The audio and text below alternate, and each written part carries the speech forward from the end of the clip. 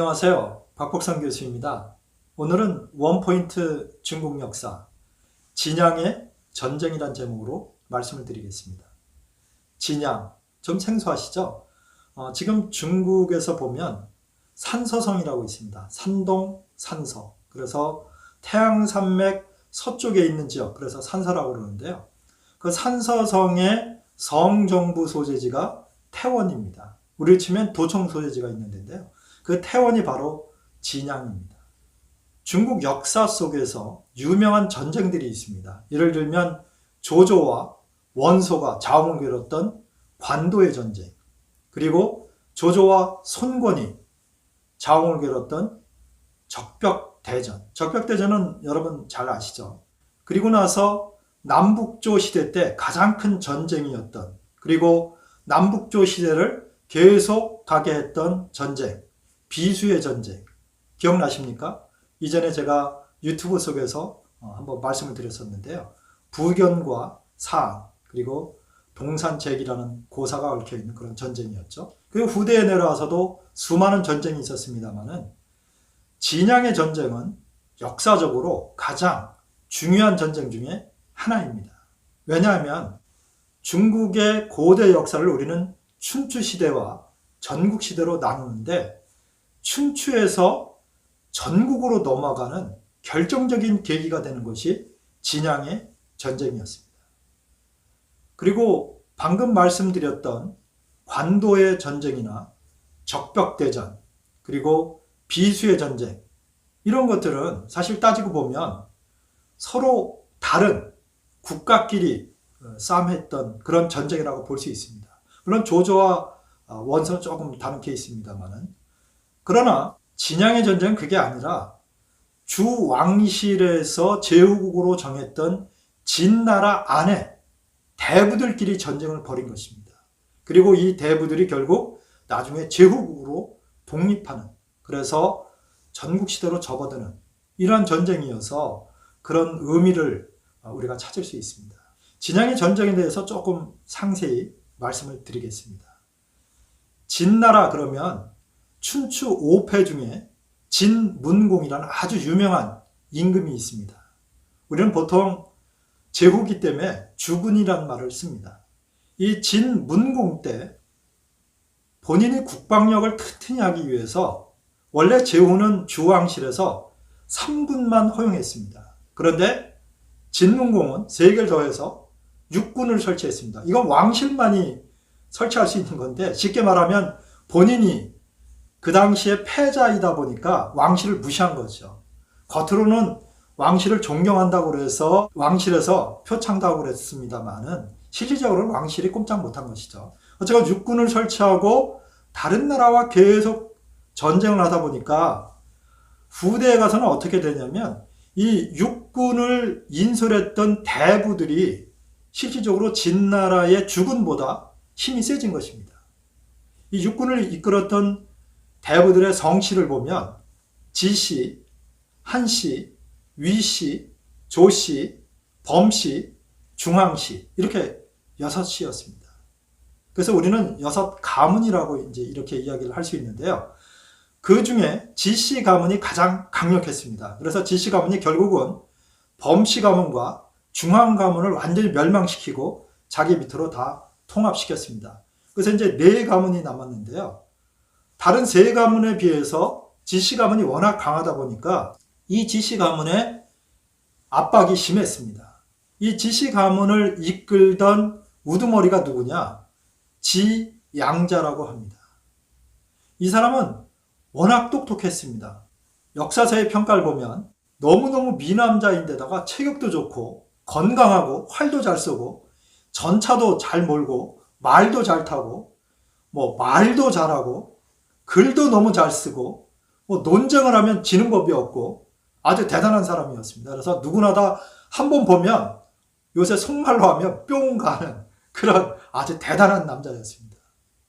그래서 아버지가 당연히 후계자로 그를 세웠죠. 그런데 문제가 뭐냐?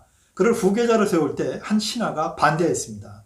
주군, 보시기에는 큰 아드님이 굉장히 똑똑하고 굉장히 모든 면에 있어서 다재다능하지만 사실 겉으로 보기와 달리 큰아드님은 강팍하고 자기 멋대로 구는 사람입니다.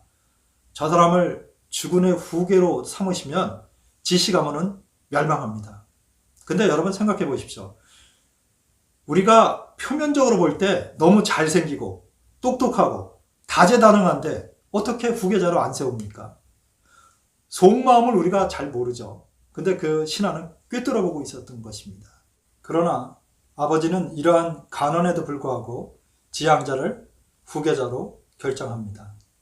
역사적으로 지향자는 지백이라고도 불리는데요. 지금부터는 지백이라고 지칭하도록 하겠습니다.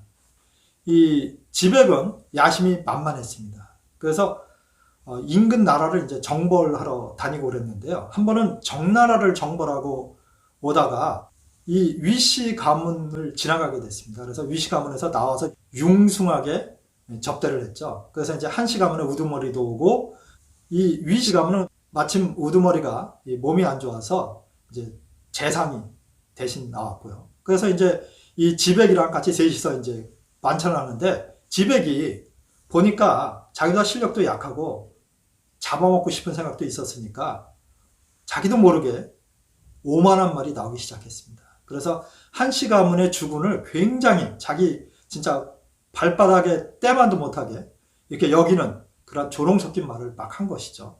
그 다음에 이쪽에 위시 가문의 재상인 단교한테도 그런 이야기를 했습니다.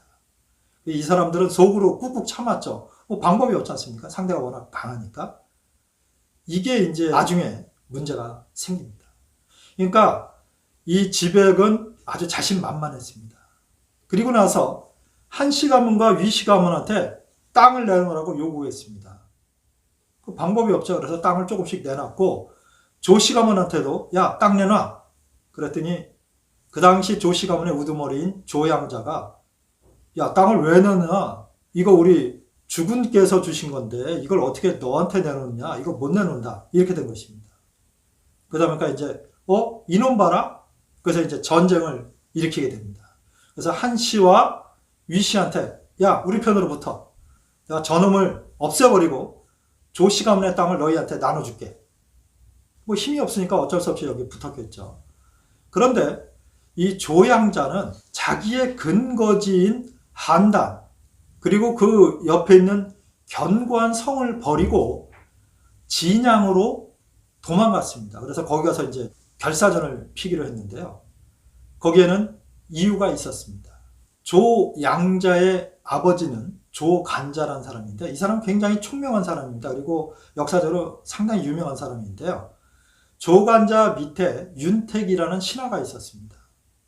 그 윤택이라는 신하를 진양 땅에 이제 거기 관리로 보낸 것이죠. 이제 시장으로 보낸 것인데, 윤택이 가기 전에 조간자한테 이렇게 이야기를 합니다. 주군, 제가 진양 땅에 가서 세금을 많이 걷어서 재정을 충실하게 할까요? 아니면 조시 가문을 위해서 아주 장기적으로 중요한 견고한 성으로 만들까요? 그랬더니 조간자가 당연히 후자를 얘기했겠죠. 야, 세금은 됐고 네가 가서 제대로 정치를 해서 이 조시 가문을 위해서 충성을 할 수 있는 견고한 성으로 만들거라. 그래서 이제 윤택이 가서 이제 정책을 펴는데요. 이 윤택이라는 사람이 상당히 재미있습니다. 예를 들어 진양성의 호구 수가 1000호구면 호구에 따라서 세금을 내야 되기 때문에 이 사람이 가서 호구 수를 줄였습니다. 500으로 줄였어요. 2분의 1로 줄인 것입니다. 그 방법은 간단했습니다. 두 집을 하나로 다 합쳐서 호구를 만든 것입니다. 그렇게 해서 백성들의 세금을 50%를 깎아준 것입니다. 그렇게 이제 수십 년이 지나갔죠. 그러다 보니까 진양성에 있는 사람들은 전부 다 와, 우리 조간자님이 정말 좋은 분이다. 우리가 충성을 다해야겠다. 이런 게 자연스럽게 이제 형성이 된 것이죠.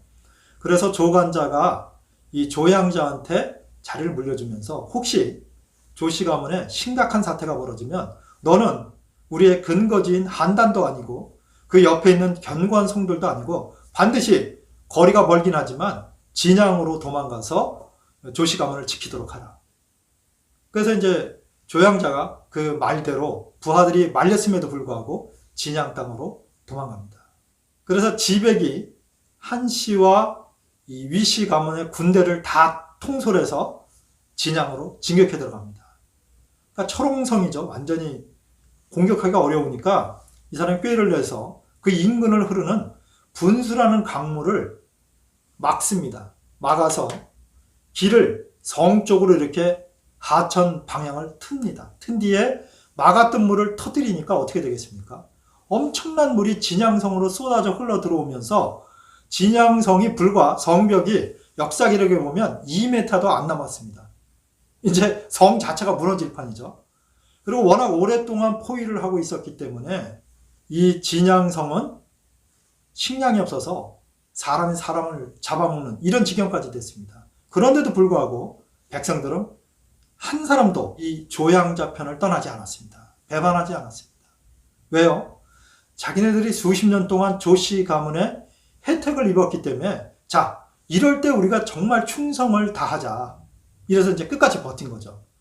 그래서 조양자가 아무리 봐도 이게 성까지 이제 무너지면 게임 끝나니까 자기 밑에 있던 사신을 은밀히 한씨와 위씨한테 보냅니다. 그래서 뭐라고 설득하냐면 야, 너희가 내가 망하면 지씨가 땅을 너희한테 나눠준다고 그래서 온 것 같은데 생각해봐라. 너희들 땅도 이미 일부를 빼앗았는데 내 땅을 다 차지하고 나면 너희한테 돌아갈 땅이 있겠느냐? 그게 아니라 결국 지씨가 힘이 더 세져서 너희 둘 다를 다 멸망시킬 것이다. 그러니까 나랑 협력해서 이 지씨를 없애자. 여러분 기억나십니까? 앞에 말씀드렸던 위씨 가문의 단규란 재상도 거기에 와 있었습니다. 그래서 단규가 무릎을 탁 쳤습니다. 맞습니다. 사실 5년 전에 이렇게 조롱도 당했고 실제 우리가 땅도 뺏겼고 그런데 어떻게 지씨를 믿습니까? 저 지백은 믿을 수가 없습니다. 우리는 멸망하는 길로 가는 것입니다. 라고 위씨의 주군을 설득했습니다. 그리고 한씨도 맞아. 그래서 이 사람들이 비밀히 모의를 해서 단규가 병력을 이끌고 지백을 급습합니다. 급습해서 지백을 죽이고 완전히 지씨 가문을 초토화시킵니다. 완전히 다 죽였죠. 그래서 결국은 조씨, 한씨, 위씨 이렇게 세 가문이 진나라를 나눠 갔습니다. 그것이 BC 453년의 일인데요. 실제로 진나라는 껍데기만 있는 것이고 이 세 대부가 땅을 나눠 갖고 실제 국가를 세웠습니다. 주 왕실은 그때만 해도 인정을 안 했습니다. 그러나 결국 어쩔 수 없이 50년이 지난 BC 403년에 그 세 가문을 제후로 인정하고 진나라는 역사 속에서 완전히 사라졌습니다. 그래서 우리는 삼가분진이라는 말을 쓰기도 하는데요. 진양의 전쟁은 중국 역사에 있어서 춘추와 전국시대를 가르는 가장 중요한 전쟁이 됐습니다. 왜냐하면 이전에는 주 왕실에서 제후들을 봉했습니다. 그래서 이거를 봉작이라고 합니다. 즉 제후의 지위를 줬는데 지금 삼가분진, 즉 조씨와 한씨와 위씨는 제후 국가를 나누어 가진 자기들은 대부죠. 제후의 밑에 있던 신하들인데 제후 국가를 나누어 갖고 스스로 국가를 세운 것입니다. 그래서 어쩔 수 없이 주 왕실이 제후직을 주게 되죠. 그래서 춘추 시대가 끝나고 전국 시대로, 즉 실력 있는 자들끼리 서로 전쟁을 벌여서 국가를 잡아먹는 이런 시대로 접어들게 된 것입니다. 진양의 전쟁, 중국 역사 속에서 춘추와 전국을 가르는 아주 중요한 전쟁이었습니다. 오늘은 진양의 전쟁이라는 제목으로 중국 역사를 말씀드렸습니다. 재밌게 들으셨는지 모르겠습니다. 다음번에는 좀 더 유익하고 재미있는 이야기로 찾아뵙겠습니다. 시청해 주셔서 감사합니다.